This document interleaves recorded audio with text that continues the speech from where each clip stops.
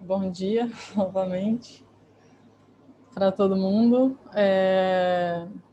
Então, a gente vai falar hoje sobre o tópico 19, tá? A gente vai falar sobre máximos e mínimos e teste da segunda derivada. Deixa eu colocar aqui o teste da derivada para encontrar máximos e mínimos, né? Então, é um teste que a gente aplica usando a segunda derivada para encontrar os máximos e mínimos de uma função. Deixa eu colocar o...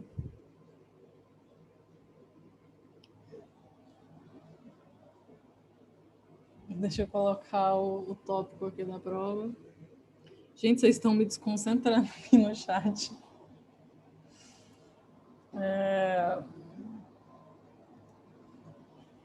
Top 14.7, tá? Vamos lá.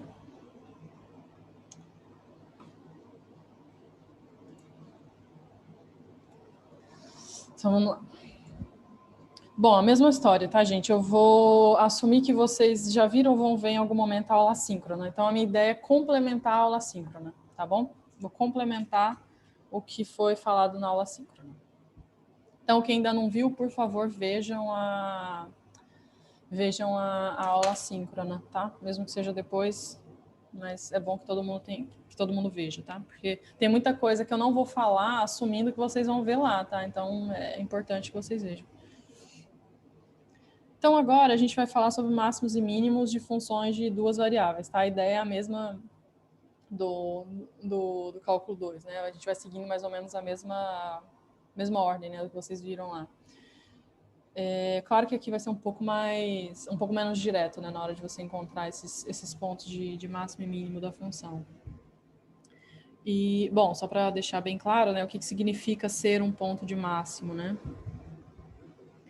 Deixa eu pegar um ponto AB aqui, né? Agora a sua função, então agora a gente está com funções de duas variáveis, né? Então a nossa f agora é uma função que depende de x e de y, tá? Então, se você tem um ponto AB, esse ponto é de máximo, significa que quando você aplica a função nele, esse valor vai ser maior que todos os outros valores que você for encontrar, tá? Aí aqui depende, né? Se isso vale só num subconjunto, né? Perto de AB, então você diz que é um máximo local. Se isso vale em todo o domínio, então você diz que ele é global ou então absoluto, tá? E a mesma coisa, você tem um ponto AB, você diz que esse ponto é mínimo.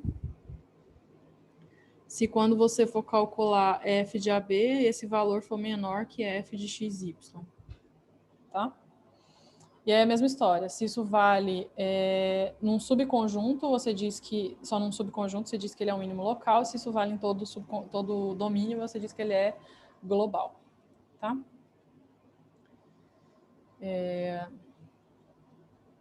Rafaela ia perguntar?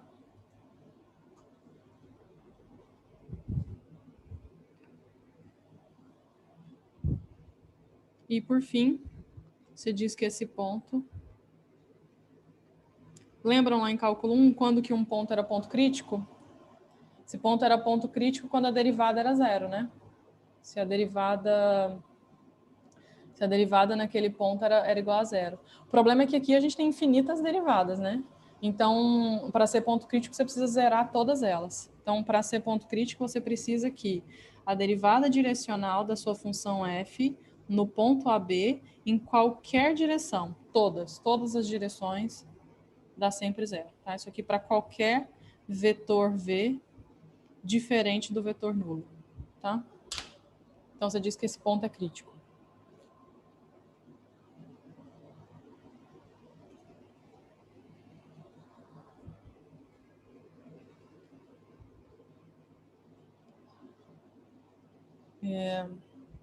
E aí vale, né? Lembra que valia lá, é a mesma coisa do cálculo 1.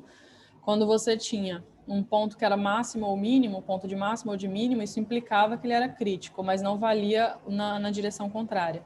Tá? Então aqui é a mesma coisa. Se ele for máximo ou mínimo, ele vai ser ponto crítico. Tá?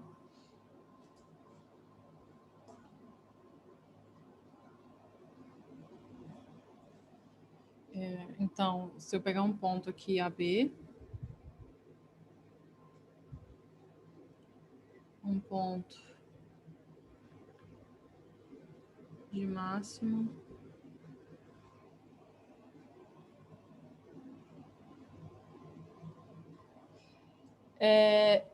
Por enquanto, sim, Lucas, mas isso vai se simplificar agora, daqui a pouquinho. Deixa eu só terminar aqui. Por enquanto, sim, você tem razão. Tem que checar todas. Ponto de máximo ou de mínimo local de F. Se você tem um ponto que é de máximo ou de mínimo, não precisa ser global, não. Pode ser só local mesmo, tá? Mesmo localmente, continua valendo, tá? Isso daqui vai implicar que o seu ponto AB é um ponto crítico. AB é um ponto crítico.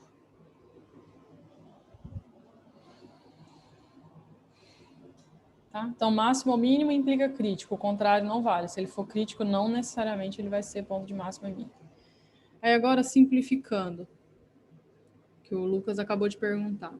Em princípio, você precisaria checar em todas as direções, mas na verdade não precisa pelo seguinte. Como é que a gente calcula uma derivada direcional de uma função f num certo ponto AB quando esse vetor tem coordenadas v1 e v2? Se essa função for diferenciável, né? Então fica a primeira coordenada fx mais a segunda coordenada fy. Mais a segunda coordenada fy, né? É assim que a gente calcula a derivada direcional em qualquer direção. Então, para ser um ponto crítico, você precisa que isso aqui seja zero para qualquer vetor v.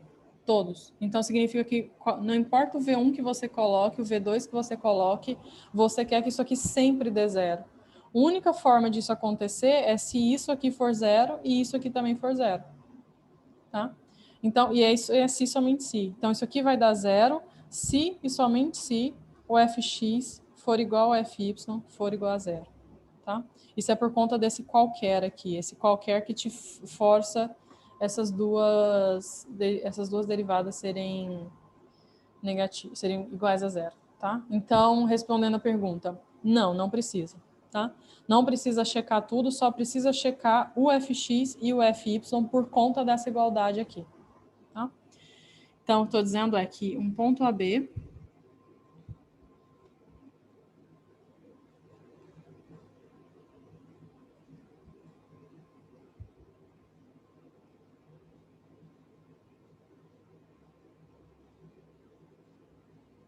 é um ponto crítico de f se e somente se fx em AB for igual a fy em AB for igual a zero. São as coordenadas do vetor. V1 e V2 são as coordenadas do vetor, tá? O vetor é esse aqui. Poderia, mas o problema, Linda, o problema é que tem que valer para todo. O único jeito de você conseguir que isso seja verdade para qualquer V, mesmo se V1 e V2 não forem negativos, não serem iguais a zeros, é você zerar o fx e o fy. Exatamente, são as coordenadas do vetor.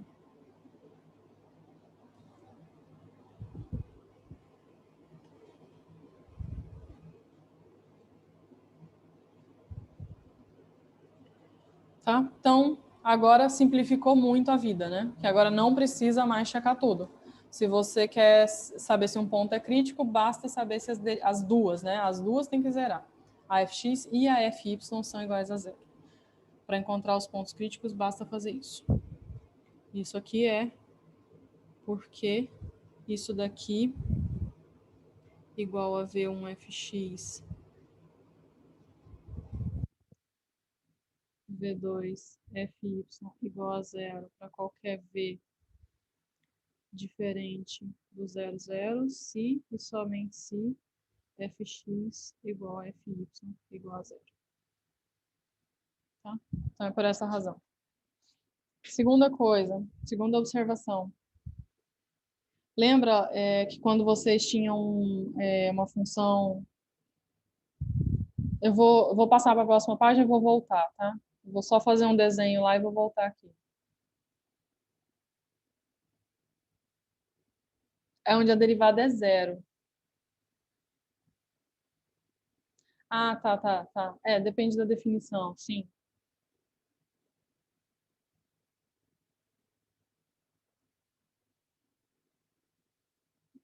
Para ser ponto crítico, depende da definição, né? Tem alguns livros que definem só quando a derivada é igual a zero. E aí outros definem quando a derivada também não está definida, é ponto crítico também. Mas aqui, nesse caso, no caso do cálculo 2, como a gente está definindo agora, no caso que as duas derivadas parciais são iguais a zero, tá? Já vou voltar lá, gente. Eu queria só fazer um desenho aqui, tá? Então, se vocês lembrarem lá do cálculo 1, esse ponto aqui, por exemplo, é um ponto de máximo local. Então, ele é um ponto crítico. E aí, o que acontecia quando você traçava a reta tangente? Essa reta tangente, ela era paralela a essa reta aqui, né? O eixo X, né? Aqui acontece a mesma coisa, né? Agora o nosso gráfico está em R3. Então, esse daqui é o gráfico de uma certa função.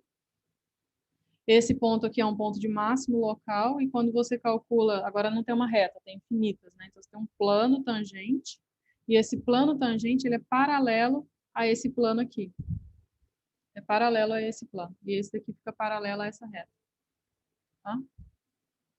Então, a ideia é a mesma. Antes você tinha uma reta, quando você tinha um ponto crítico, né? Um ponto crítico, né? Isso vale para pontos críticos. Você tinha que a reta era paralela ao eixo X. Aqui vai ficar paralela a esse eixo, a esse plano inteiro, z igual a zero, tá? Então, o plano...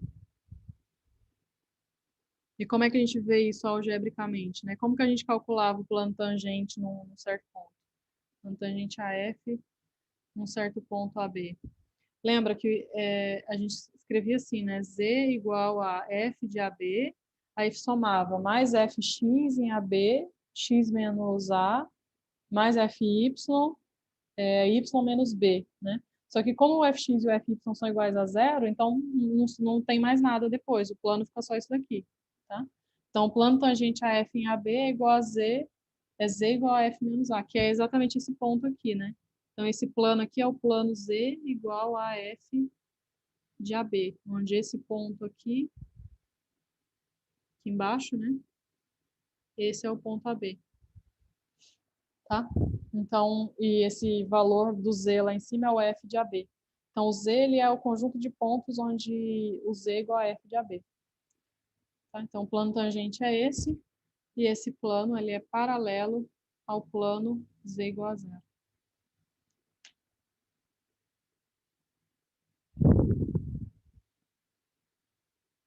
Tá bom? Última observação. Última observação é que se você tem um ponto que é crítico, né? Então, deixa eu colocar aqui. Na verdade, o que eu estou falando é assim. Suponha que você está numa situação em que AB é um ponto crítico de F. Então, você tem essas três observações em relação a esse ponto crítico. Se ele é um ponto crítico, então Fx e Fy zerando são suficientes, né, para concluir que ele é um ponto crítico, né, equivalente a isso. Segunda observação, se ele for um ponto crítico, o plano tangente vai ser dado dessa forma aqui. Terceiro, se ele for um ponto crítico e ele não for nem máximo nem mínimo, então a gente diz que ele é um ponto de Sela.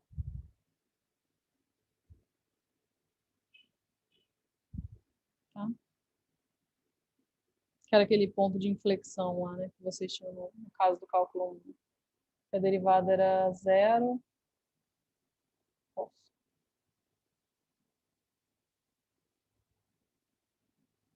Então, se ele for crítico, não for nem mínimo nem máximo, ele vai ser é o que a gente chama de ponto de Sela.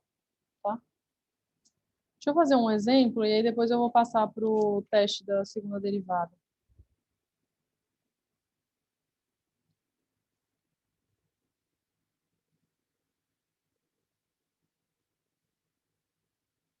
Então, suponha que a gente tem essa função aqui, f, xy, x ao quadrado, mais y ao quadrado, menos 2x, menos 6y, mais 14. Tá?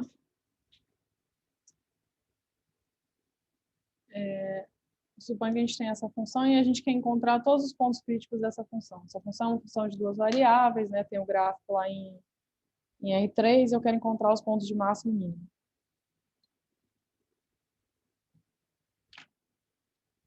Então, como que a gente poderia fazer? Bom, eu sei que tem um conjunto, então você quer encontrar máximos e mínimos, mas eu sei que tem um conjunto maior que esse, que está incluindo os máximos e mínimos, que é o conjunto dos pontos críticos, tá? Então, você tem um conjunto, a ideia é que você tem um conjunto bem grande lá, né, eventualmente, que é o conjunto de todos os pontos críticos. Aí, aqui dentro, você tem um subconjunto, que é o conjunto de máximos ou mínimos. Então, para encontrar esse conjunto aqui, a gente acha esse maior primeiro, e aí depois tenta encontrar esses que estão lá dentro. Tá? Então, a ideia é essa, vou encontrar primeiro o conjunto maior. Conjunto maior é o conjunto de todos os pontos críticos. Os pontos críticos, eles satisfazem fx e fy iguais a zero. Então, vou ter que calcular fx e fy igual a zero. Tá? Então, vai ficar 2x menos 2, 2y menos 6. Tem que igualar a zero. E aí eu tenho que resolver esse sistema aqui, porque eu preciso que essas duas equações sejam satisfeitas, tá? Ou seja, que já dá para fazer direto, né? É um sistema bem simples de resolver, né? Meu x é igual a 1 e o meu y é igual a 3. Então, você encontrou um ponto só. É um ponto com coordenadas 1 e 3. Tá? Então, isso aqui implica que 1, 3 é o único ponto crítico.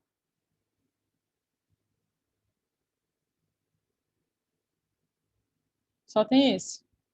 Mas isso ainda não diz nada. Ele pode ser o único ponto crítico, mas a função pode não ter nenhum máximo e mínimo, mesmo tendo esse ponto crítico aí, tá? Como é que a gente faz, então, para saber se esse ponto de fato é um ponto de máximo ou de mínimo para essa minha função? Primeiro, eu vou observar que, quando a gente for calcular f de 1, 3, aí tem que substituir lá na função, tá? F de 1, 3 vai ficar 1 ao quadrado, 3 ao quadrado, 2 vezes 1, 6 vezes 3, mais 14. Isso aqui vai dar 4, tá? Então, f de 1, 3 é igual a 4.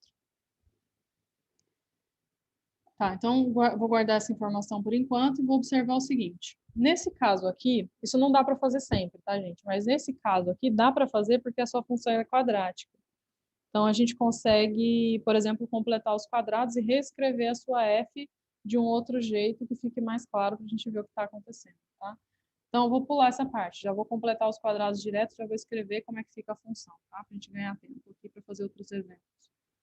Então, vai ficar, completando os quadrados, eu consigo reescrever essa função f aqui, completando os quadrados, reescrever dessa forma aqui, x menos 1 ao quadrado, y menos 3 ao quadrado, tá?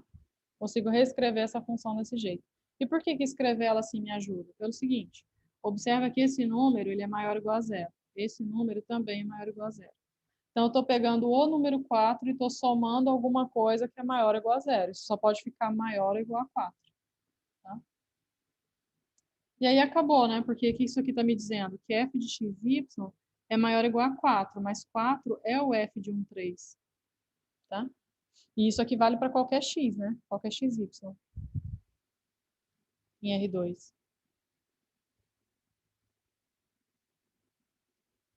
O que é f de 1, 3? F de 1, 3 é você vir aqui nessa sua função e substituir o x por 1 e o y por 3, né? Então, eu vim aqui e substituir x ao quadrado, ficou 1 ao quadrado, y ao quadrado, 3 ao quadrado, 2 vezes 1, 2 vezes a primeira coordenada, né? Fui substituindo aqui e aí essa expressão aqui deu igual a 4. Então, f de 1, 3 é igual a 4, tá?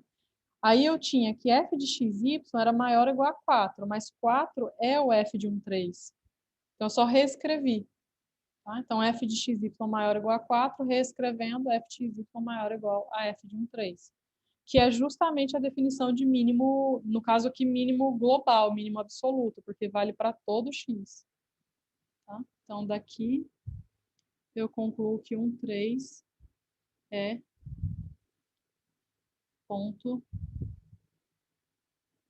de mínimo absoluto. Ele é maior que a função nele é maior do que a função em todos os outros pontos. No absoluto. Isso aqui vocês até conseguem desenhar, na verdade, o gráfico dessa função é um paraboloide, assim, né? Tipo um paraboloide desse jeito aqui, transladado, né? Pro 1, 3, né? Então, esse ponto aqui embaixo é o ponto 1, 3. Ele está transladado para lá, né? Um paraboloide transladado para lá e você subiu 4 unidades para cima. Tá? Vocês até conseguem desenhar o gráfico dessa função. E dá para ver que, de fato, tem um único ponto crítico e esse ponto é de mínimo. Nesse exemplo, se quisesse notar, não teria, porque só tem um. Na verdade, o fato dele ser absoluto implica que ele é local, na verdade, né? Em particular. Ele é local. Se você for olhar aqui localmente, ele de fato é um ponto aqui perto, ele é um mínimo, né? Só que então ele é as duas coisas, né? Ele é um mínimo local e também é um absoluto.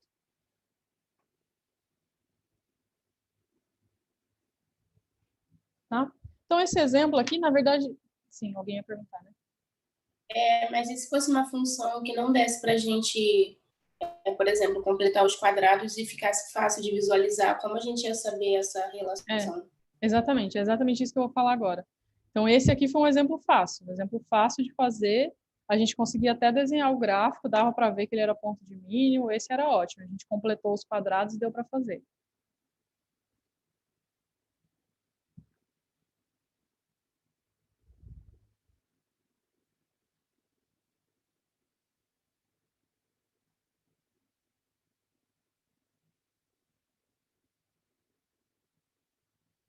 Plano tangente. O plano tangente lá aqui vai ser paralelo ao eixo x, né? Esse é o gráfico da função, né? Então, ela tem um plano tangente aqui que é paralelo ao plano xy, né?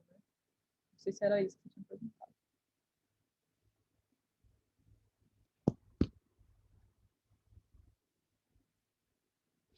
Tá.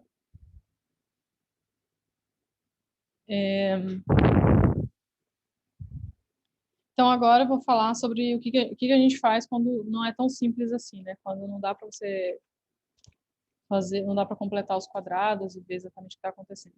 E aí que entra o teste da segunda derivada. Se vocês lembrarem lá do cálculo 1, como que a gente fazia, né?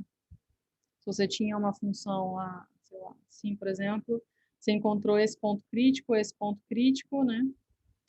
E aí, aqui, por exemplo, você calculava a derivada segunda, via que essa derivada era positiva, portanto, a inclinação era para cima, né? A concavidade aqui era para cima, e aí você concluía que esse ponto era um ponto de mínimo. E aqui a mesma coisa, né? Você concluía que essa derivada segunda era negativa, e aí a concavidade era para baixo, portanto era um ponto de máximo, né? Então a gente usava a derivada segunda, depois de achar o ponto crítico, você usava a derivada segunda para saber se era de máximo ou de mínimo. Acontece que agora a gente tem várias derivadas de segunda ordem, né? Tem fxx, fyy, fxy, fyx, então agora é um pouco menos direto, tá? Na hora de encontrar na hora de usar a segunda derivada para decidir se é um ponto de máximo ou de mínimo. É isso que eu vou colocar agora. Como é que fica o teste da segunda derivada agora? Que antes era simplesmente isso que eu falei, né? Agora fica um pouquinho mais complicado. Então agora fica assim. Isso aqui é como a gente usa a segunda derivada, tá? Então, teste da segunda derivada. Então, primeiro, é uma hipótese que você precisa para poder usar o teste da segunda derivada, tá? Senão você não consegue usar. Você precisa, primeiro, que todas as derivadas de segunda ordem sejam contínuas, tá? fxx, fyy, f de xy, f de yx. Todas essas você precisa que sejam contínuas. Nós temos que assumir que elas são contínuas. Você só pode aplicar se elas são contínuas, tá? Se elas são contínuas,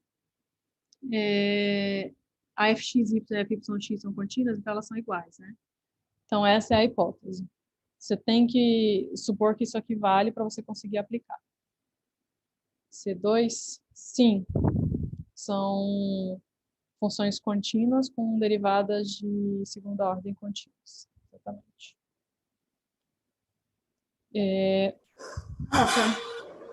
Sim?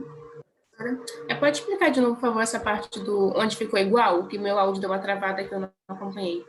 A f de x ficou igual a f de yx. Tá. É que eu tinha falado antes assim, né? Suponha que a fxx, a fyy, a fxy e a fyx sejam contínuas. Antes não tinha o igual, né? Tinha falado assim.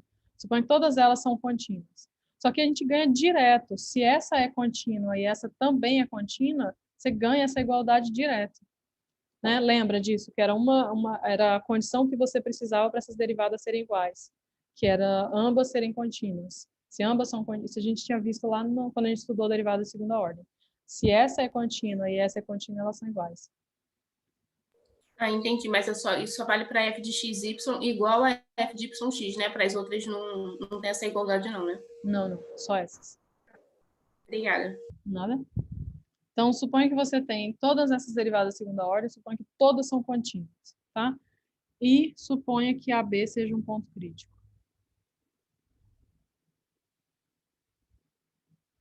De F. Tá? E aí a gente calcula.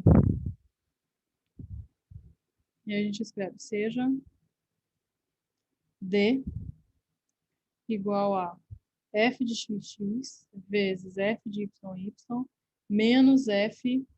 Aqui tanto faz, tá? Escrever xy e yx porque elas são iguais, tá? Isso aqui é o quadrado. Isso aqui é a mesma coisa de calcular o determinante dessa matriz aqui, tá? fxx, fxy, fyx, que é igual, né, a outra derivada mista, fyy, tá? Então, você define esse D. E aí o critério diz o seguinte, você tem 3 opções, tá?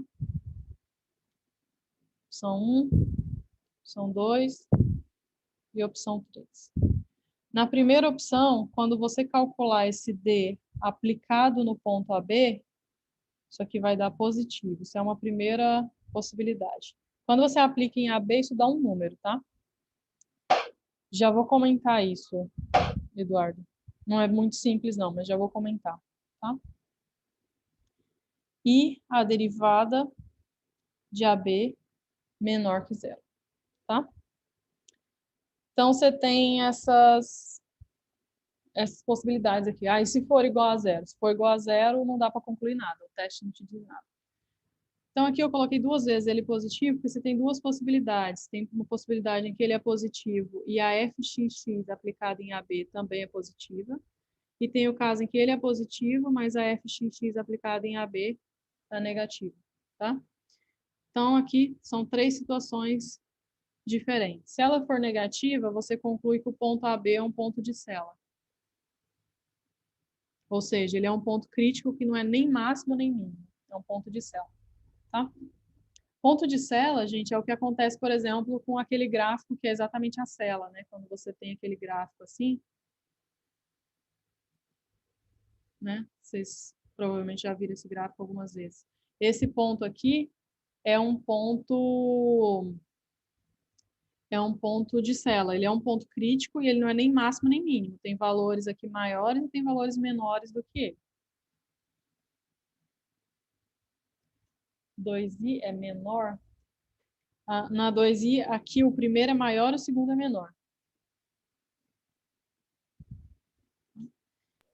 Professora, então, sim. O que está escrito ali no seja D igual? É f de xx, é vezes a f de yy? É, vezes. Vezes, né? Depois menos. Isso. Ok, obrigada. Nada.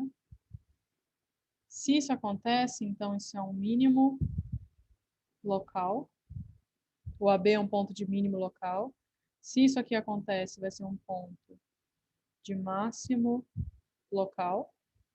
E se esse D for negativo, ele é um ponto de Cella, tá? Uma coisa que tem que ficar muito clara é que eu estou falando quando você aplica o D no ponto AB, tá? Você está aplicando no AB. Claro que se você calcula num outro ponto diferente desse ponto AB, isso pode mudar o sinal. Então, você tem que... O teste é aplicar isso em cada ponto, tá? Então, você pegou lá o seu ponto crítico, AB, aí tem que aplicar o D nele, tá? E ver se dá positivo ou negativo. Se for positivo, você tem uma dessas duas opções. Se for negativo, ponto de Cella. Se for igual a zero, inconclusivo, tá? Bom, por que aparece esse determinante? Eu vou comentar aqui por cima, mas primeiro, lá na aula assíncrona, o professor explica exatamente de onde vem, porque isso aqui parece muito estranho, né? Parece muito jogado, assim, né? Nossa, que teste esquisito, né? Por que que aparece justamente esse determinante? Por que que aqui tem fxx e não fyy, fxy, né? Tudo parece meio estranho, né? Esse teste aqui. Mas a ideia é mais ou menos a seguinte. Vou explicar por cima, tá? E depois vocês dão uma olhada lá na aula 5. Quando vocês estavam estudando lá a função de uma única variável, quando você tinha esse ponto aqui, né? E você calculava a derivada segunda nele, via que estava positivo, você falava, então, ponto de mínimo. Por que que você fazia isso? Porque você pegava a função aqui e o que que você fazia com ela? Lembra, a gente estudou a aproximação linear. O que que significa aproximação linear? É aproximar por uma reta. Aproximar por uma reta tangente. Então, essa é uma forma de aproximar. Quando eu uso a aproximação quadrática, tá? Então, essa é a linear. Então, eu estou aproximando usando a derivada primeira. Quando eu aproximo usando a derivada segunda, a minha aproximação vai dar uma parábola aqui. Tá? Então, eu estou pegando... Deixa eu até colocar de outra cor, talvez fique até melhor. Então, tem esse gráfico. Uma forma de aproximar esse gráfico nesse ponto é aproximar assim. Tá? Que, óbvio, não é uma aproximação muito boa, né? Tem uma distância muito grande ali. Uma outra forma de aproximar é aproximar por essa daqui. E ali perto é muito boa, né? É até melhor essa aproximação. É muito boa. Essa daqui é a que a gente chama de aproximação linear. E essa daqui é a que a gente chama de aproximação quadrática. Tá? Só para vocês terem uma ideia do que eu estou falando algebricamente, né? Então, eu estou pegando a minha função f de xy, estou aproximando por uma função linear, ou seja, estou aproximando por f, desculpa, que é de uma única coordenada, né? Estou aproximando por uma função linear de x. Essa é a aproximação linear primeiro. Como é que fica? Se aproxima essa f, né? A f é aproximadamente essa daqui. Então, ela é aproximadamente f no ponto mais a derivada no ponto x menos a. Essa é a aproximação linear, essa é essa reta aqui. Mas tem uma outra forma de aproximar, que é aproximar f de x pela quadrática, ou seja, usando a derivada segunda. Tá? Então, vai ficar f de a, f' de a, x menos a. Aí você soma um outro termo aqui, que é f duas linhas de a, x menos a ao quadrado dividido por 2. Essa é uma outra forma de aproximar. Essa é a linear e essa daqui é a quadrática. E aí, óbvio, quanto mais termos você coloca, melhor a sua aproximação. Exatamente, essa é a expansão de Taylor da função. Quanto mais derivadas você coloca, mais perto está do seu gráfico. Então, meu objetivo é pegar esse gráfico aqui e aproximar ela por essas funções. Tá? Aproximar ela por funções mais simples, onde aparecem as derivadas. Então, uma primeira forma de aproximar é com essa, que não é uma aproximação muito boa. A segunda forma seria se aproximar dessa daqui, que aqui dentro, aqui pertinho é até boa, né? Tá bem perto ali, tá até melhor, né? Essa é a segunda forma de aproximar, tá? Foi isso. Ah, no cálculo 1, não sei se vocês viram isso.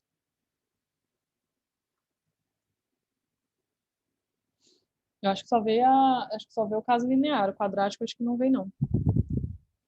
Mas existe uma forma de fazer isso. Ah, ótimo. E dá para fazendo, isso dá para fazer de todas as derivadas. Pode usar a terceira aqui, né, aproximar por uma função que vai até a derivada de terceira ordem, até a quarta ordem. Quanto mais termo você coloca, melhor ainda, mais próximo vai ficar, tá? Então, quando você diz que, nesse ponto aqui é A, tudo A. Tudo que está escrito aqui é A. Tá meio ruim, né, a letra. Então, tá. Então, vou usar agora a quadrática, tá? Tô usando essa aproximação aqui.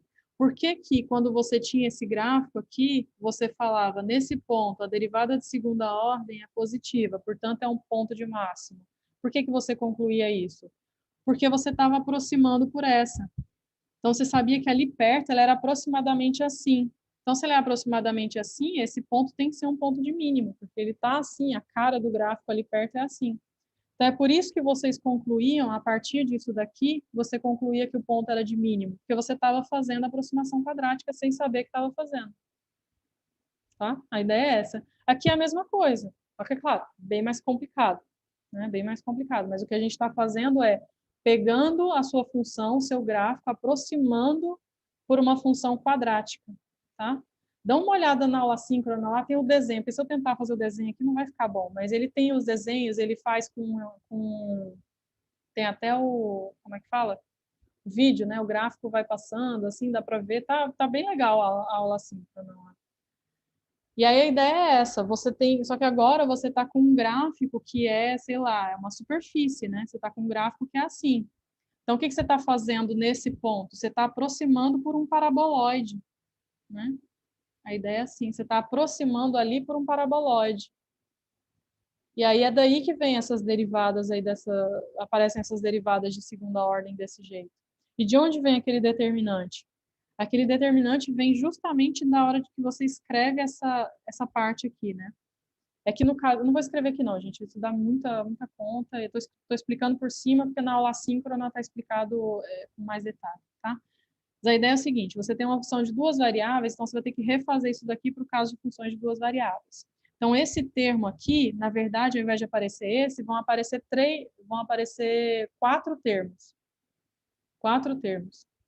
Vai aparecer fxx vezes alguma coisa, fyy vezes alguma coisa, fxy, fyx. No lugar desse termo aqui aparecem quatro. E esses quatro termos são exatamente o determinante daquela função. Ficou claro? Eu tinha perguntado. Tá. Então é isso. Esse determinante, ele aparece dessa parte da aproximação quadrática, que tem quatro termos no caso da função de duas variáveis. Quem tinha me perguntado isso era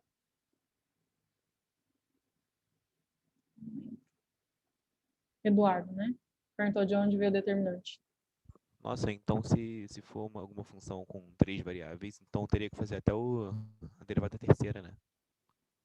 Não precisava fazer até a derivada terceira, era de três, era a derivada segunda, só que aí apareceria, então você depende de x, y, z, né? Então apareceria fxx, fyy, fzz, fxy, fyx, xz, yz, todas as derivadas de segunda ordem, entendeu? Então ia aparecer um determinante de ordem 3. Ao invés de aparecer um de ordem 2, ia aparecer um de ordem 3. Eu falei isso. Ah, tá. Exatamente. Ah, tá. Entendi. Achei que estava falando da derivada de ordem 3. Tá, não, tá certo. Determinante, vai aparecer um determinante de ordem 3, mas usando a derivada de ordem 2 ainda. Espero que tenha dado uma ideia, gente, de como que aparece essa derivada e por que aparece esse termo aqui. Na verdade, aqui tanto faz, tá? Pode colocar fy, y também, tanto faz. Bom, então vamos lá. Deixa eu fazer um exemplo.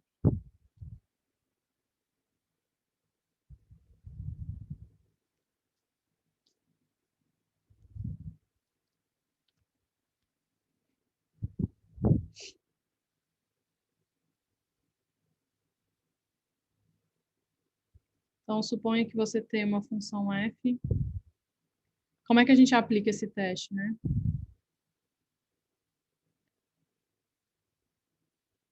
Mais um. Então, suponha que você queira encontrar os máximos e mínimos dessa função. Para encontrar máximos e mínimos, você tem que começar calculando as derivadas de primeira ordem. Tá? Então, vai ficar 4x ao cubo menos 4y, 4y ao cubo menos 4x. Então, essas são as derivadas parciais. Para encontrar os pontos críticos, eu preciso igualar a zero e resolver esse sistema aqui, tá? Esse sistema é equivalente a esse daqui, né? X ao cubo, tudo dividido por 4, né? Y ao cubo menos x igual a zero. Então, agora tem que resolver esse sistema aqui. Dessa primeira, eu tiro que o y é igual a x ao cubo, tá? E aí eu substituo na segunda. Então, vai ficar o y ao cubo, ou seja, o x ao cubo, menos x igual a zero, tá? X à nona menos x igual a zero.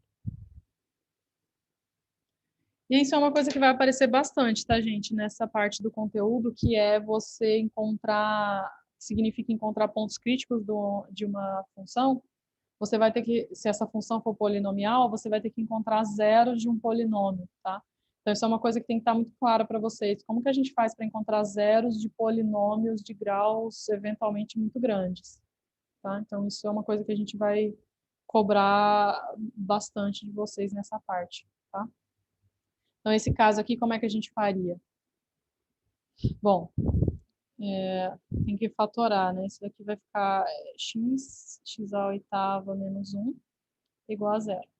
E aqui é aquela mesma história, né? Lembra lá, se você tiver x ao quadrado menos 9, então você pode escrever assim, né? X menos 3, x mais 3, né? Você tira a raiz do primeiro, raiz do segundo, né? E aí escreve desse jeito. Aqui eu vou fazer a mesma coisa, tá? Vou tirar a raiz do primeiro e a raiz do segundo. Então vai ficar x, e reescrevo isso aqui como sendo x à quarta menos 1, x à quarta mais 1. Tá? E aí eu posso fazer de novo a mesma coisa com x à quarta menos 1. Posso reescrever assim, x ao quadrado menos 1, x ao quadrado mais 1, x à quarta mais 1, igual a zero. Agora está mais fácil, pelo seguinte, isso daqui é um número que é estritamente positivo, né? Não tem como ele zerar. Esse daqui também, ele é um número estritamente positivo, não tem como zerar. Então, a única forma de zerar é zerar um desses dois, ou esse ou esse. E como é que você zera esses aí? Quando x é 0, quando x é 1, ou quando x é 3. Menos 1. Você tem essas três Professora, possibilidades. Sim? pode explicar de novo, por favor, a parte de tirar a raiz? E eu, aí da oitava menos 1 foi para x à quarta menos 1. Eu estou usando esse raciocínio aqui, né? Quando você tem x à quarta, quando você tem, sei lá, x ao quadrado menos 9, por exemplo. Você pode reescrever como sendo, tira a raiz do primeiro, a raiz de x ao quadrado, x, menos a raiz do segundo, 3. Aí você escreve x mais 3, né? Fica desse jeito. Quadrado do primeiro menos o quadrado do segundo, né? Quando você tem essa igualdade aqui. Então, eu estou usando a mesma coisa. Então, o que eu estou fazendo? Tirando essa raiz e tirando essa raiz. Quando eu tiro essa raiz, dá x à quarta. Quando eu tiro essa raiz aqui, dá 1. Tá? Então, esse termo virou esse vezes esse, usando esse mesmo raciocínio. E aqui eu fiz de novo. X à quarta mais 1 virou esse vezes esse. Então, daqui, esse polinômio tem 3 raízes. X igual a 0, x igual a 1, x igual a menos 1.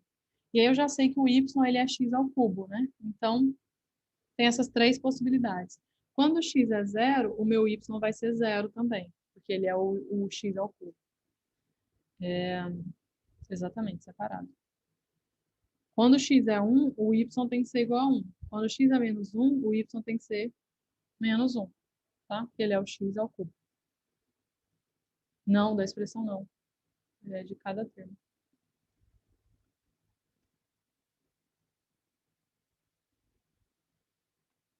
Ah, não. Pode ser que dê complexa, mas a gente está estudando aqui real. A gente está estudando, porque aí o que aconteceria é que você estaria falando de uma função com domínio que é maior que R2, né? Então aqui a gente está considerando só real. São raízes reais. Então vamos lá. que isso daqui significa? Significa que quando o meu x for zero, o meu y tem que ser igual a zero, tá? Então, a questão é, isso daqui vai te dar um ponto crítico, outro ponto crítico e outro ponto crítico, tá? Isso aqui é uma coisa que é muito comum confundirem, tá? Misturar esses valores, pegar o x igual a menos 1 e o y igual a 1, né? Não pode, porque quando o x é menos 1, obrigatoriamente o y tem que ser menos 1, tá? Quando o x é 1, o y obrigatoriamente é igual a 1. Então, você só encontrou 3 pontos críticos. Então, daqui você tira aqui 0, 0, 1, 1, menos 1, menos 1, são os pontos críticos de F. Tá? Bom, mas eu só achei que eles são pontos críticos, né? Não sei se eles são pontos de máximo e de mínimo, né? Ainda tem que descobrir isso. Como é que eu faço para descobrir isso?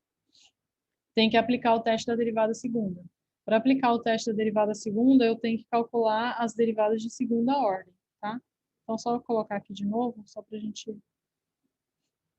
poder calcular as derivadas de segunda ordem. Então, isso aqui era 4x ao cubo menos 4, 4y ao cubo menos 4y, 4x. Tá? Então, a gente precisa das derivadas segundas para poder aplicar o teste da segunda derivada. Como que dá o fx? Vai dar 12x ao quadrado. Fy vai dar 12y ao quadrado. Fxy, que na verdade é igual, né, ao fyx, porque é um polinômio, né? Se é polinômio, as derivadas de segunda ordem são contínuas, então eu já sei que são iguais. Vai dar 4. Tá? Então tem essas informações aqui também. Então agora eu posso calcular o D, né? O D primeiro num ponto genérico. Num ponto genérico vai ficar fxx no ponto genérico vezes fyy menos fxy ao quadrado. Então, vai ficar fxx vezes fyy vai ficar 12 vezes 12, x ao quadrado, y ao quadrado, menos fxy ao quadrado. 4 ao quadrado vai ser 16.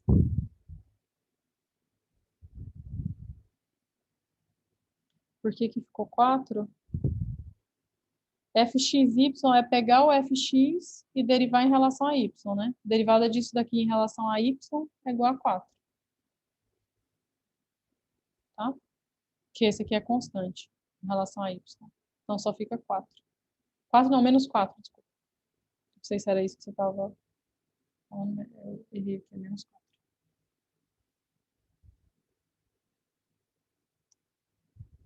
Menos 4. Tá?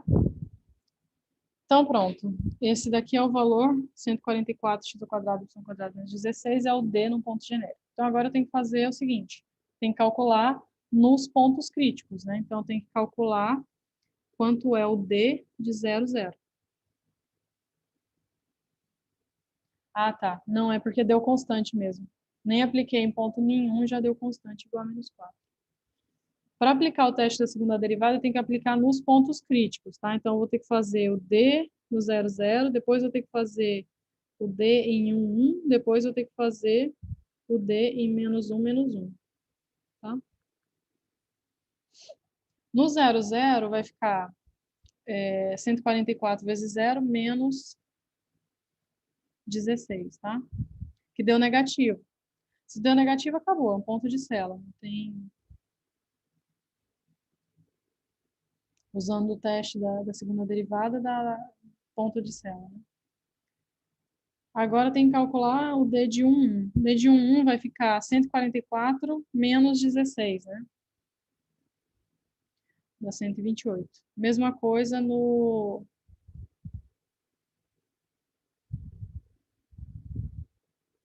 O D de menos 1 também vai ficar 144 menos 1 ao quadrado menos 1 ao quadrado, vai ficar a mesma coisa, né? 144 menos 16, que dá 128. Então, aqui nos dois casos, positivo, tá?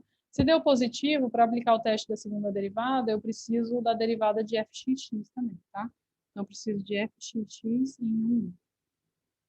Vou lá no fxx, 12x ao quadrado. Então, vai dar 12, que é positivo. Mesma coisa, quando eu for aplicar no y, no menos 1, vai dar o mesmo valor, porque está ao quadrado, tá? Então, menos 1 também vai dar 12, que é positivo, tá? Então, nos dois aqui eu encontrei um mínimo, tá? Isso aqui vai ser um ponto de mínimo local, que também deu mínimo local, tá?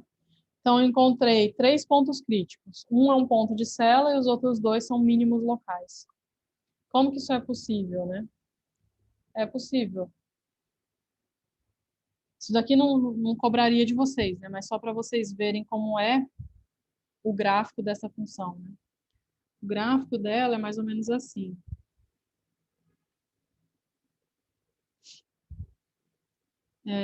O gráfico está em R3, né? Então, desenhando uma coisa aqui em R3. Então, ele vai ser mais ou menos assim. Ele tem 2 pontos mínimos, né? Então, isso daqui é... Aqui está o eixo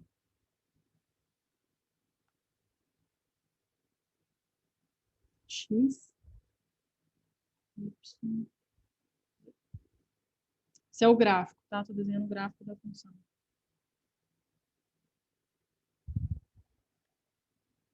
Esse ponto aqui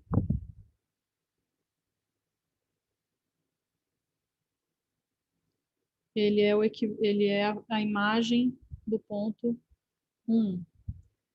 Esse daqui é a imagem desse ponto que é o 0, 0. E esse outro é a imagem desse ponto que está lá atrás, que é o ponto menos 1, menos 1. Menos 1, menos 1. O ponto que está lá atrás com essas coordenadas aqui. Então, esse gráfico está assim, né? Girado, entrando lá para dentro entrando para dentro da lousa aqui, né? Então, tem um ponto de mínimo que está aqui no 1, o outro ponto de mínimo está lá no menos 1, menos 1, e ali no 0, 0, ele é um ponto crítico, mas ele não é nem de máximo nem de mínimo, né? Aqui perto do 0, 0, quando você sobe no gráfico, você encontra valores menores que ele e maiores que ele. Dá até para saber que ponto é esse, né? O f de 0, 0 é igual a 1. Tá? Então, esse ponto aqui é exatamente 1.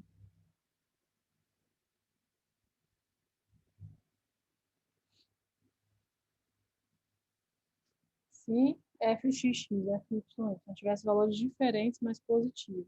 Não, não, Manuela, não tem relação com o valor do fxx, não. Se você encontrasse valores diferentes, significaria que os dois eram mínimos locais. É sempre local. O teste da segunda derivada só te diz o que está acontecendo localmente. Para você concluir que esse mínimo que você achou é absoluto, a gente vai ter que usar outras coisas. Isso é o que a gente vai falar na próxima aula, na verdade. Tá? Próxima aula a gente vai falar só sobre máximo e mínimo absoluto. Por enquanto eu estou falando só sobre o local. Então aqui eu só saberia que esse ponto é um ponto de mínimo, que 1 é um ponto de mínimo local e que o 1 menos 1 menos 1 menos 1 é um ponto de mínimo local. Professora, Sim? você falou que o 0, 0, né, o ponto crítico 0, 0, ele não é máximo nem é mínimo, mas isso acontece só para esse exemplo em específico ou isso sempre vai acontecer? Não, acontece em alguns exemplos, né? Tem alguns exemplos em que você vai ter um ponto que ele não é nem de máximo nem de mínimo, né? Ele é um ponto de Sela. Ele é um ponto Mas crítico. não necessariamente é o 0, 0, né? É porque eu estou Tá. pensando em da origem, Não, não. mas não... Você pode pensar nesse mesmo gráfico arrastado para a direita, né? E aí o ponto crítico está em outro ponto. Pega esse gráfico que eu desenhei e empurra ele para a direita. Né? Isso aí vai ser uma função que tem um ponto de Sela que não é no 0, 0. Ah, sim, entendi. Obrigada, prof. O ponto de Sela não pode ser nem mínimo ou máximo local. Não, é a definição de ponto de Sela. A definição de ponto de Sela é um ponto que tem que ser crítico, tá? Esse ponto aqui, ele é crítico, mas ele não é nem máximo nem mínimo. Ah, entendi. Você quer, por exemplo, pegar nesse caminho aqui, ele é máximo, pega nesse outro caminho, sei lá, aqui assim, talvez não, nesse é máximo e nesse daqui ele é mínimo, né? Sim, mas aí a questão é que tem que valer para todos os pontos, né? Então isso não significa ser localmente, porque localmente é que a questão que você está fazendo é assim, você está pegando o ponto 00, o que que eu digo que é localmente? É quando você está lá no plano, aqui você está no 00, localmente significa todo mundo que está aqui perto. O que você está falando é, eu peguei esses aqui e deu certo, ele é mínimo, né? Não pode fazer isso, não pode pegar só escolher um caminho, tem que ser todo mundo que está ali perto. Não sei se ficou claro. Tem que valer para todo mundo.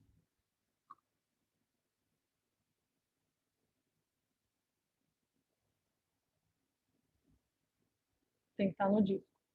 Não entendi a questão de mínimo local. Seria de máximo? Não, porque o fxx é positivo, né? E o f... Ah, desculpa, aqui eu escrevi errado. Tá? Que é fxx. Vale para o fyy também, ele também é positivo, mas é fxx. Aqui no teste da segunda derivada, teste da segunda derivada diz que se o D é positivo e o fxx também é positivo, então é mínimo local. Tá? Que foi justamente o que aconteceu. O D é positivo, o fxx também é positivo, então é mínimo. O D é positivo, o fxx também é positivo, então é mínimo. Ah, tá. Tá bom. Claro. Então tem que tomar muito cuidado, gente. O teste da derivada só te dá informação local, não conclui a partir dali que é global, não. Tá?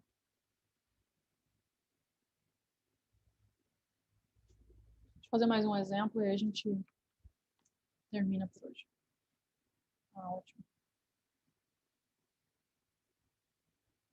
Eu vou fazer só mais um, gente, e vou deixar para fazer mais exemplos nas próximas aulas, porque agora a gente só vai falar disso, tá? Na prova só vai cair máximos e mínimos.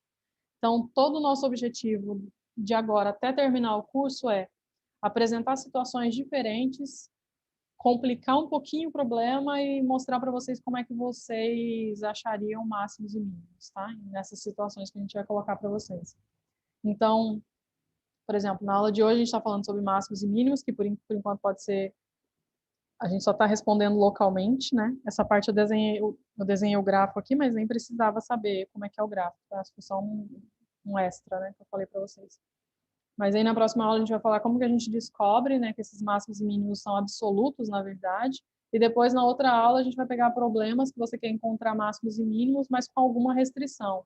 Então, eu quero máximo e mínimo, mas com essa restrição aqui. Eu quero só ao longo dessa reta, por exemplo. Tá? Então, isso é que a gente vai fazer depois. Então, na próxima aula, eu vou fazer mais exemplos também de máximos e mínimos. Tá? Então, hoje eu vou fazer só mais um.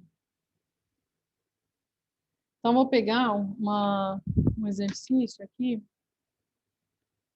que é o seguinte.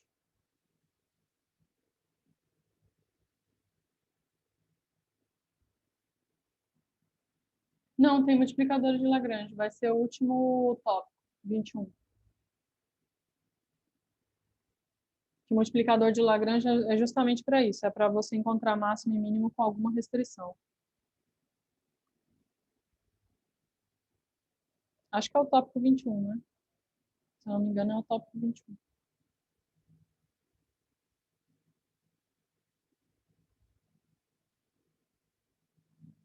Ah, esse ainda não, né? Não, mas esse a gente vai colocar ainda. Ah, tá. Não, é que a gente vai colocar a aula assíncrona. Determine a menor distância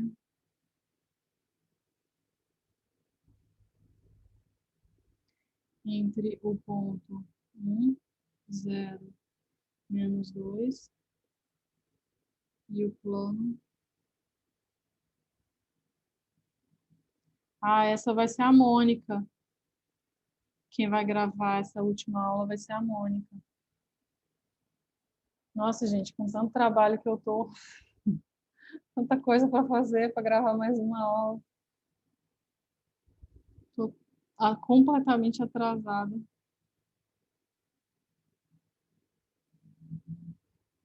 Atrasada não aqui, tá, gente? Atrasada com as outras coisas do trabalho, mas aqui tá tudo bem. A gente está dentro do cronograma.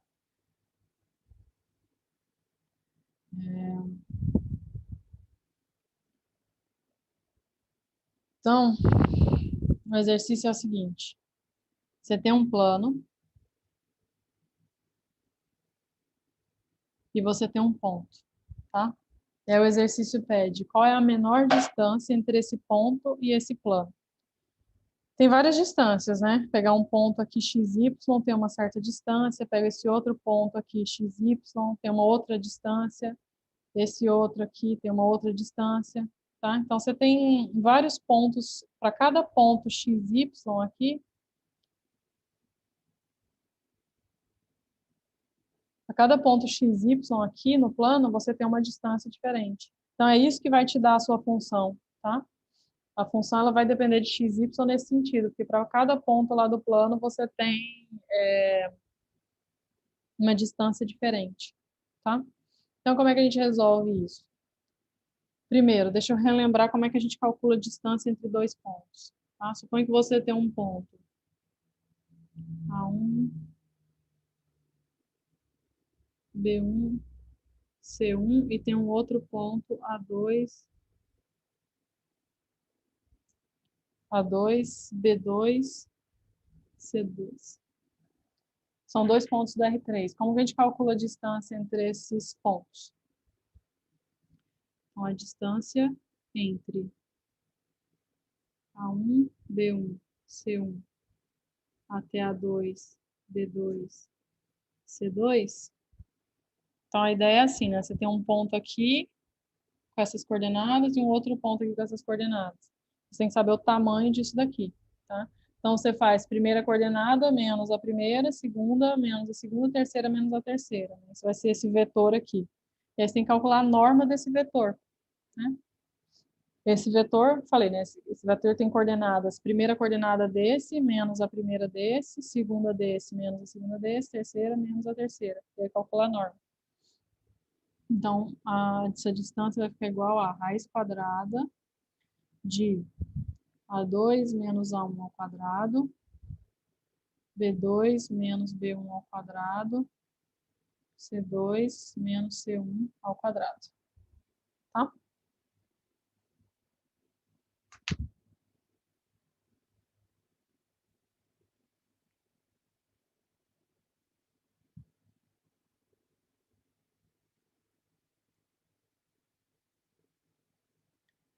Como que é um ponto? Tá, então isso aqui é só uma observação, né? Então agora vamos resolver o exercício mesmo. Como que é um ponto do plano?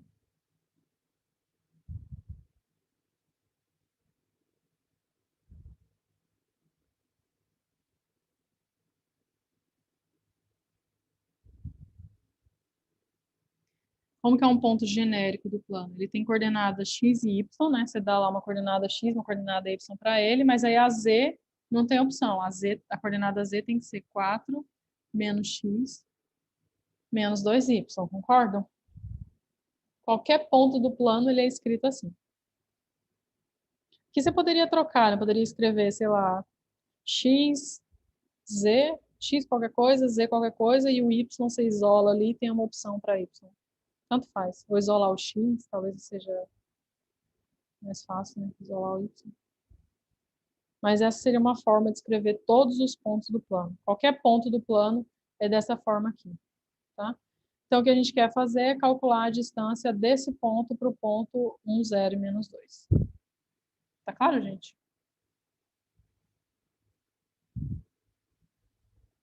É calcular a distância de 1, 0, menos 2 para x, y, 4, menos x, menos 2y. Essa é a distância de um ponto ali para um ponto do plano. Isso aqui vai ficar como? Raiz quadrada de x menos 1 ao quadrado, y menos 0 ao quadrado, mais. Aí vai ficar 4 menos x menos 2y menos menos 2. Então, menos menos 2 vai dar 6. Menos x menos 2y ao quadrado. Tá? Então, ficou assim.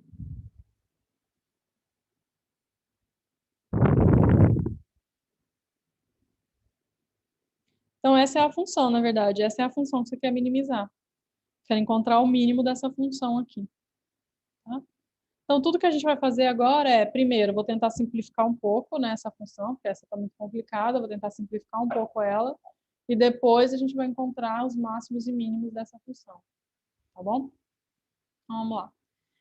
A primeira coisa que eu vou observar é o seguinte, eu quero o mínimo, qual é o valor mínimo dessa função? Uma coisa que é mais fácil fazer é esquecer essa raiz, né? Encontrar o mínimo do que está aqui dentro. E depois eu tiro a raiz, tá?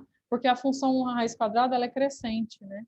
Então, quanto menor for isso, menor é a raiz quadrada, tá?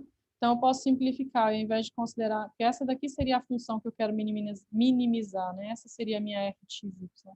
Eu quero minimizar essa, eu quero encontrar o mínimo da f. Mas é mais fácil encontrar o mínimo da g e depois tirar a raiz. Todo mundo concorda?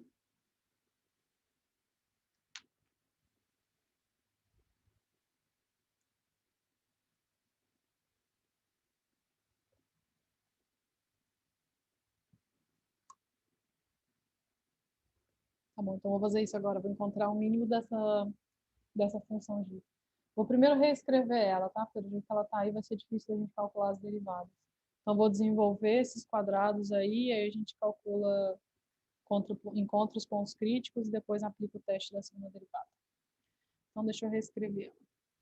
G, xy é igual a x menos 1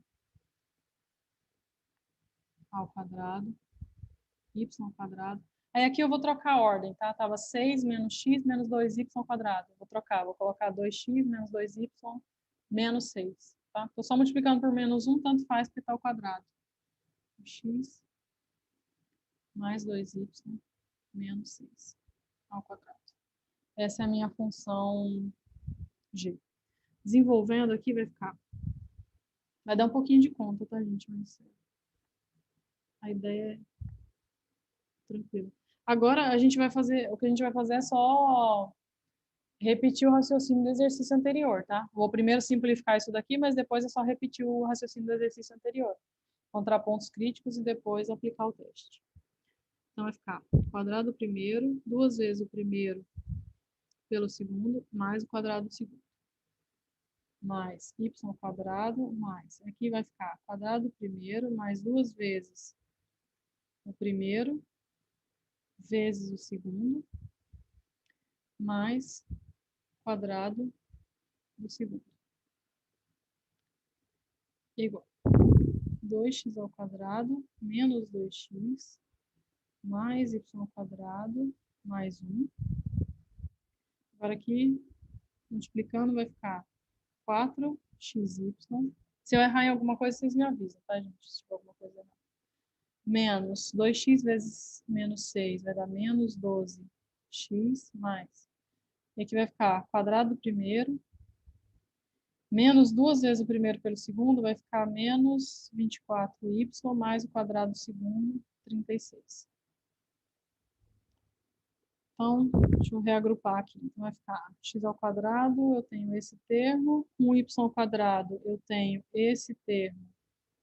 O y ao quadrado, eu tenho esse termo e esse daqui, então vai dar 5.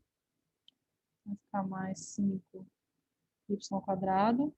Com xy, eu só tenho esse. Então, vai ficar mais 4xy. Com x, eu tenho menos 2, menos 12. Então, vai dar menos 14x. Com y, eu só tenho esse. Menos 24y. E aí só sobra 36 mais 1, tá? É 37.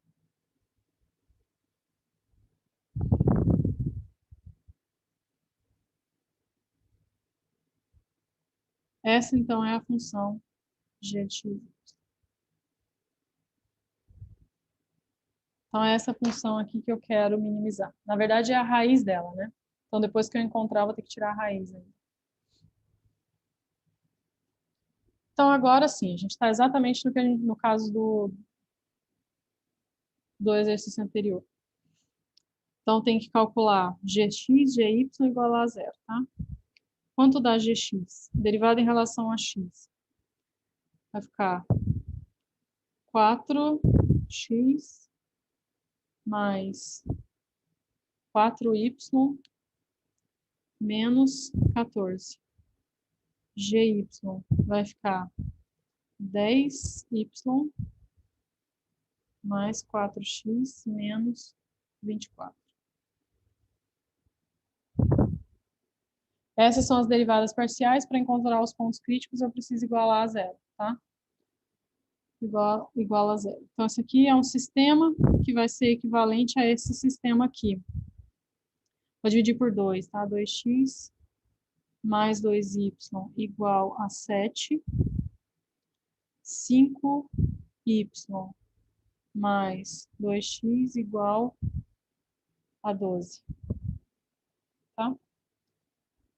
Então, eu vou fazer assim, eu vou isolar o 2x aqui e vou substituir aqui. Tá?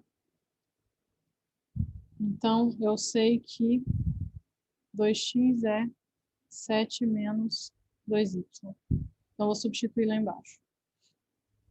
Então, fica 5y mais 2x, que é 7 menos 2y, igual a 12. Então, fica aqui, vou colocar direto aqui. Isso aqui implica que o y vai ficar 3y, né? Porque é 5 menos 2, vai ficar 3y igual a 12 menos 7, 5. Aí você tem que dividir por 3. Tá? Então, y vai ficar 5 sobre 3. Aí agora eu substituo nessa expressão aqui, nessa expressão em vermelho, tá? Então, isso aqui implica que o x é igual a 7 menos 2 vezes o y, que é 5 terços. Isso aqui vezes meio. Tô entendendo o que eu tô fazendo, né, gente? Só tentando resolver esse sistema aqui. Então, vai dar o quê? 11 sobre 6. Então, eu achei um único ponto crítico. O único ponto crítico que eu achei foi 11, se eu não tiver errado a conta, né? 11 sobre 6, 5 terços, é o único ponto crítico. Agora eu vou aplicar o teste da segunda derivada para saber se ele é de fato o ponto de mínimo, tá? Então, aplicando o teste da segunda derivada, eu vou precisar calcular gxx e gyy, tá? Então, eu vou reescrever aqui quem é o gx e quem é o gy para a gente calcular as derivadas segundas, de segunda ordem. 4y menos 14, 10y mais 4x menos 24. Então, vai ficar gxx vai ser 4, gY vai ser 10, gxy, que é igual a g, como é polinômio, já sei que são iguais. Vai dar 4, né? 4.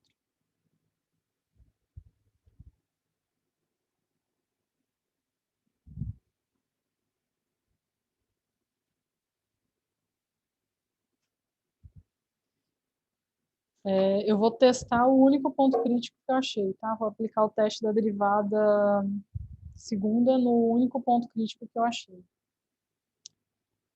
Então, primeiro eu preciso encontrar quem é o D, né? Então, o D é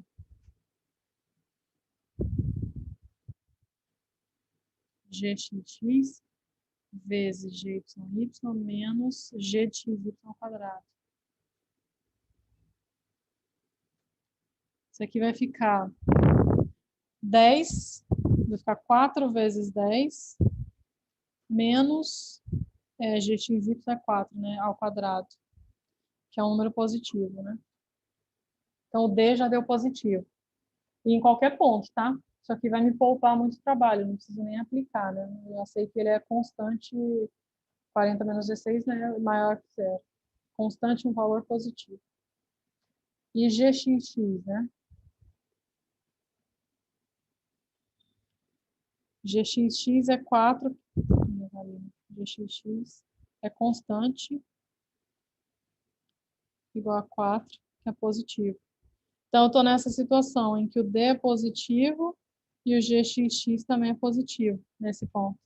Então, isso aqui implica que o ponto 11 sextos, 5 terços é mínimo. Vou colocar local aqui porque é o que o teste diz, né? Mas como ele é o único e o domínio é todo, né? Isso aqui tem que tomar cuidado, tá, gente? Ele é um mínimo. Ele é um mínimo, ele vai ser, nesse caso, o teste da derivada está me dizendo que ele é local. Por que que a partir daqui eu vou concluir que ele é global? Pelo seguinte, o domínio é todo R2, tá? Eu estou falando de uma função com polinomial, então o domínio é todo R2. Então eu olhei o R2 inteiro e o meu único mínimo é esse daí. Então esse mínimo vai ser local, tá? Tem que tomar cuidado com os casos em que você encontrou um único mínimo local, não é diretamente daí que você vai concluir que ele é global. Depende do domínio, tá? Porque pode ser que a sua função, você tenha cortado o domínio em algum lugar e aí ela acaba não sendo, você acaba tendo um mínimo menor que aquele, tá? Deixa eu ver se eu consigo, talvez eu consiga explicar melhor no caso de uma função de uma única variável, né? Pensa que você tem uma, por exemplo, pensa num gráfico que é assim. Um gráfico assim, tá? E aqui vai descendo até o infinito, tá? Vai ficando lá para baixo, infinito. E aí, você faz o seguinte, você faz a conta. Esse não é bom porque ele tem muitos pontos críticos, né? Pensa nessa função aqui, então. E vai descendo lá para o infinito dos dois lados, tá? Não, essa também não é boa. Como é que é um bom exemplo? Aquele acho que dava para fazer. Esse dava para fazer. Nesse aqui, você encontrou esse ponto crítico e esse ponto crítico, tá? Esse daqui, ele te deu um mínimo local, tá? Ele é um mínimo local e ele é um único mínimo. Por que que você não pode concluir que ele é o mínimo total, né? Porque você poderia, por exemplo, pegar a sua função, se eu cortasse ela aqui, né? Cortei ela aqui, por exemplo. Você teria dois pontos aqui, onde a função seria ainda menor do que ele. Tá? Então, o fato de você ter um mínimo local único não significa necessariamente que esse mínimo é absoluto. Não sei se deu para entender o que eu estou falando. Tem os extremos, é isso que eu estou falando. Tem que tomar cuidado com os extremos. E no caso agora de duas variáveis, vai ser mais complicado ainda, porque o seu extremo não são dois pontos, né? Seu extremo agora, né? Você tem que pensar numa, sei lá, no paraboloide, por exemplo. Né? O extremo agora é um disco inteiro, né? Um círculo inteiro, por exemplo. Então tem que tomar cuidado com isso.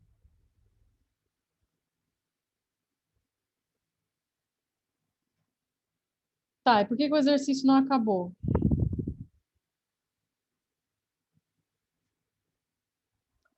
O exercício não acabou porque o exercício não pediu ponto, né? Ele pedia a distância mínima, né? Determine a menor distância. Então, ele quer saber a distância mesmo. Então, ele quer saber quem é o F aplicado nesse ponto, tá? Então, a distância mínima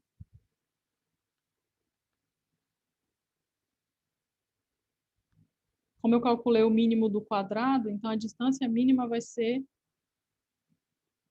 igual a raiz do G desse valor. Ou seja, o F desse valor, né?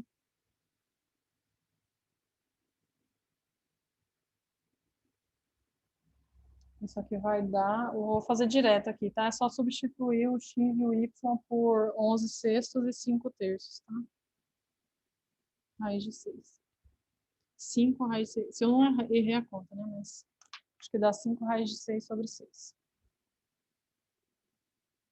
Então, essa é a distância mínima. Tá? A menor distância que você vai encontrar quando você for calcular a distância daquele ponto para todos os pontos do plano que o exercício deu. Deu muita conta, mas acho que ficou claro. Tá bom. Porque de ter ficado...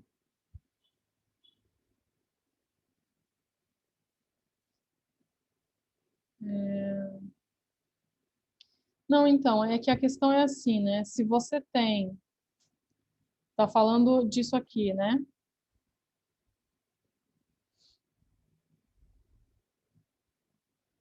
A questão é que, se você escolhe, né? Eu quero escolher qualquer valor para o x e qualquer valor para o y. Tá? Então, o meu x vai ser qualquer coisa, o meu y vai ser qualquer coisa. Então, você não tem outra opção. O seu z, ele está preso nessa expressão. Se você escolheu qualquer coisa para o x e qualquer coisa para o y, o seu z, ele tem que ser... Você tem que isolar aqui. Então, vai ficar 4 menos x menos 2y. Né? Então, se você escolhe qualquer coisa para colocar no x e qualquer coisa para colocar no y, o seu z fica daquele jeito. Tá? Se você escolhe desse jeito que você está falando aí, se você escolheu, eu quero escrever o x assim e o 2y assim, aí tem que tomar cuidado, porque daí isso daqui você vai ter que substituir tudo isso no y, então vai ficar 4y. Então vai ter que tomar cuidado se você faz isso. Então o z vai ficar 4, se fosse assim, então ficaria 4 menos x menos 4y. Tá bom? Então é isso, gente. Nada. Espero que tenha ficado claro o exemplo. Tem vários exemplos, gente. A questão é assim, eu quis fazer esse exemplo porque esse exemplo não deu o exercício não te deu a função, né? Você teve que ir atrás ainda, interpretar o exercício para depois escrever a função, né? Tem um exemplo aqui bem legal que está no Stuart, que é desse da caixa de papelão, né? Que você tem, suponha que eu te dou 12 metros quadrados de papelão e peço para você fazer uma caixa de papelão com essa quantidade de papel. E eu quero que você consiga fazer isso com o volume máximo possível. Então, você tem que saber qual é o tamanho que você vai colocar para o X, para o Y e para o Z, né? Para a largura, para o comprimento e para a altura, de modo que você tenha o volume máximo. Então, o exercício poderia te dizer só isso, você teria que encontrar a função e depois calcular os máximos e mínimos dela. Tá? Esse exercício está feito no Stuart, nessa seção que eu coloquei. Tá? Então, dê uma olhada também nessa seção. Dê uma olhada nesses exercícios onde a gente não dá a função, onde vocês precisam interpretar o exercício para conseguir descobrir qual é a função. No caso, daria para considerar como uma função. Qual é a seção mesmo do Stuart? Acho que é 14.7. Deixa eu ver aqui. 14.7. No caso, daria para considerar como uma função de 3 variáveis, mas uma variável que dá muito trabalho. De 3 variáveis? Não, é porque a questão é a seguinte, por que eu fiz desse jeito, né? Eu fiz desse jeito porque eu precisaria escrever esses pontos aqui como pontos do R3, né? Ele é um ponto do R3. Então, tem esse ponto do R3, tem que escrever um ponto aqui como um ponto do R3. Então, é por isso que eu escolhi escrever o Z como função das outras duas variáveis, para ter essas 3 coordenadas. Tá? Então, aqui não faria sentido considerar uma função de 3 variáveis. E daí você consideraria um ponto em R4, né? E aí, se você coloca esse em R4, você não vai conseguir comparar com a distância com esse que está em R3. Tá? Professora? Sim? Eu me perdi um pouquinho, porque, como você falou, o exercício ele não deu a função, né? Ele deu o plano, e aí do plano a gente tirou a relação do Z. Então, nessa página aí mesmo, ali embaixo, onde está a raiz quadrada da g de x, y, isso que chamou da f de x, y não deveria ser, então, do plano? Porque a gente está com plano e não com função? Eu fiquei meio confusa nessa parte. Não, é porque o exercício ele te dá um ponto e te dá um plano, e ele pede a menor distância. Então, o que eu fiz foi, para cada ponto xy do plano, eu calculei essa distância. Então, essa distância que é o meu f de xy. Então, para cada ponto do plano, eu calculei essa distância d aqui. Essa distância d, ela depende de xy. E é isso aqui que eu chamei de f. Então, mas por que a função virou a distância? É justamente isso, a função é a distância, né? O que eu quero é a distância. Dado esse ponto, eu quero calcular a distância entre eles, essa distância.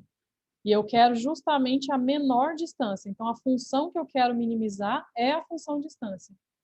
Então, a minha f ela é igual à distância. É isso que eu quero minimizar. Então, d é a própria distância. Isso, d é a própria f, é a própria distância. Porque para mim seria assim, difícil sacar que d é assim, no exercício dado, se a gente fosse fazer sozinho. Não é porque o exercício pediu de fato a distância, entendeu? Ele pede a distância, mas como que na hora eu vou saber que essa distância é a minha função? Para mim, distância seria só distância, eu sei lá. Então, é porque o exercício está pedindo a menor distância. Então, ele está pedindo a menor f, né? Qual é a função menor? Essa função é a distância. Esse exemplo que eu te falei do volume, me dá o menor volume. Então, você vai ter o volume V. E esse volume V vai ser a sua função f. Sempre que o que o exercício pedir para minimizar, essa vai ser a sua função. Sempre assim. Então, ele pediu a distância. Então, a sua distância vai ser a sua função f. Pediu o menor volume. O volume vai ser a sua função f. Ah, entendi. Agora fez mais sentido. Obrigada, prof. Nada? Bom, gente, então é isso. Acho que eu vou encerrar por aqui. E se vocês tiverem dúvida, né, depois que virem a aula assíncrona, se tiverem alguma dúvida, pode perguntar na próxima aula, porque na próxima aula a gente vai continuar falando de máximos e mínimos. Tá bom? Então, vou